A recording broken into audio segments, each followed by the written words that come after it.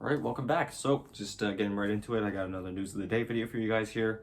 Of course, with the end of TI, there's been a lot going on, and without further ado, let's just get right into it. So, starting off, probably one of the most surprising bits of news I saw in the past little while. Vladimir Putin actually put out a letter of congratulations to Team Spirit and the members on the team for their win at TI. Of course, this was the first time a Russian team and a Russian organization has actually won TI. Notably, when Navi was really dominant near the start of the international's history, they were, I believe, a Ukrainian organization. They had a lot of Ukrainian players. So this was the first time that an actual Russian team won TI, which I thought was pretty cool of him to have sent that out. Again, a little strange, but again, kind of cool. So yeah, and just before I hop into the next thing, I just want to put out that this was like a little extra content piece in case you guys want to check it out. Team Spirit has actually been doing a vlog since the start of TI, since the moment that they got there all the way until the end of it. And it's a little bit of a mini series that they've got going. And they just posted their last one, which included their games against Invictus Gaming, Team Secret, and PSG.LGD. So just in case you guys want to check that out, a little bit of behind the scenes stuff. I know that there's English captions and subtitles, so if that's not a problem for you, then feel free to check that out. I thought it was kind of cool. And so yeah, that's again, everything else on this board, linked down below in the description. Next up, we had some comments from your boy, BSJ, Mr. Banana Slam Jamma, Mr. PMA. Basically talking about his personal experience behind the scenes at TI10. Not exactly positive comments. It was more so related to the fact that it was COVID and he was working very long work days just because of the way that he was scheduled. And in between those times where he actually had to work, he wasn't able to actually go do anything because everything was closed because of COVID. Of course, Romania has just gone into a red zone, which means that they're pretty much on complete lockdown everywhere. So it was really unfortunate. He just talked about, his personal quality of life there wasn't the greatest, and that he would probably have rather watched this year's TI as a viewer than participated in it. So I kind of sympathize with him. Of course, I couldn't imagine working 16-hour days and not being able to go out and do anything in between the times when you're actually doing stuff there. So I know a lot of people were taking this out of context, saying that he was just talking about the whole thing as in general, like the whole tournament, all the production and all that stuff, which I know that the production itself had a lot of hiccups. I, for one, noticed that, well, first of all, the delays, but second of all, the audio quality on the first few days of the main stage were pretty rough, which was kind of odd because I'd never really felt like they've had those kinds of problems at TI before, but they were particularly bad.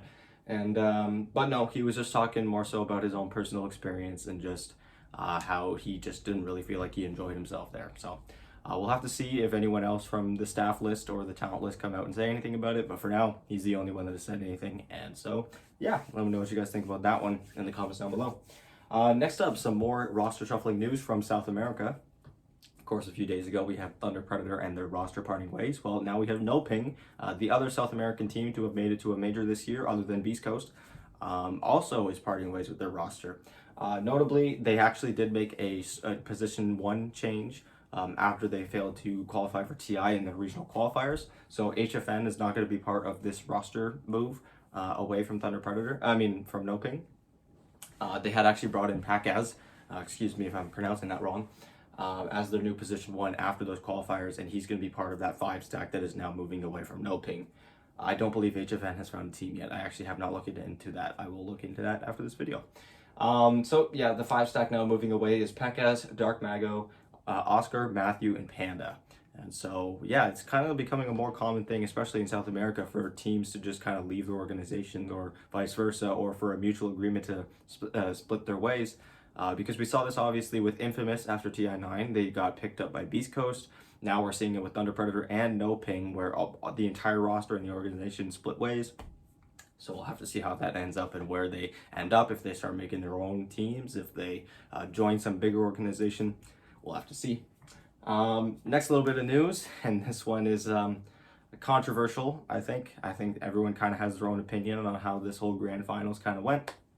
But XinQ and a bunch of members from the team, including their coach, basically come out and given their explanation for why they think things went the way they did in the grand finals, where they think they messed up. But they also are assuring people that they don't think that they messed up when it came to not banning Collapse's Magnus. And I personally agree with them there.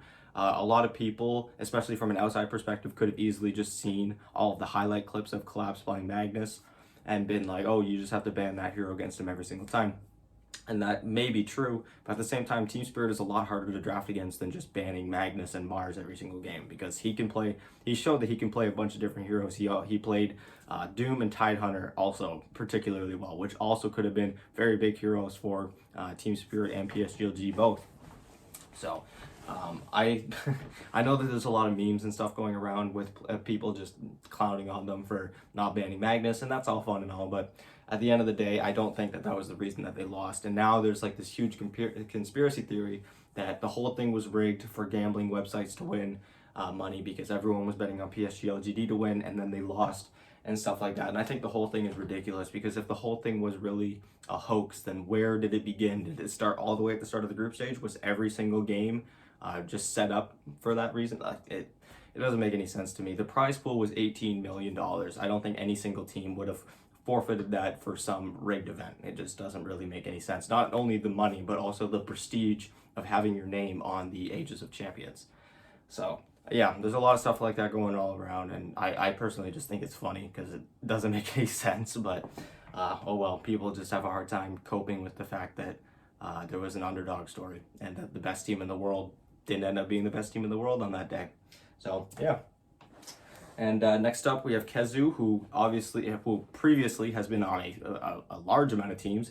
He was on Viking GG as a player during the TI qualifiers. After he failed to make that, he joined Quincy Crew as a coach.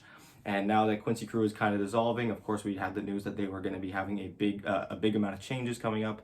Khezu has now basically stated that he wants to be joining a team either as a position 3 or position 5 as a captain. He thinks that he's really come a long way when it comes to drafting and all that stuff. He wants to start leading a team. Obviously, he doesn't have a team yet. He's looking for one, or he's willing to coach as well, which is what he did for Quincy Crew. Obviously, he wasn't around Quincy Crew for very long, so it's hard to tell how much he would have helped Quincy Crew at the time. But regardless, Khezu is a big name that's been around for a long time, but hasn't really ever had a team where he stuck around for a long time. So it'll be interesting to see if he's able to settle down as a captain or a coach somewhere for a long period of time, because I definitely think he's one of the higher rated players that has definitely not been able to stick around on any team for very long. So yeah, and finally, ending the news off with a little bit unfortunate news. Again, like I mentioned, Romania had gone into a red zone, meaning that they were pretty much on complete lockdown. No one can really come in or out. All the stores are closed and stuff like that.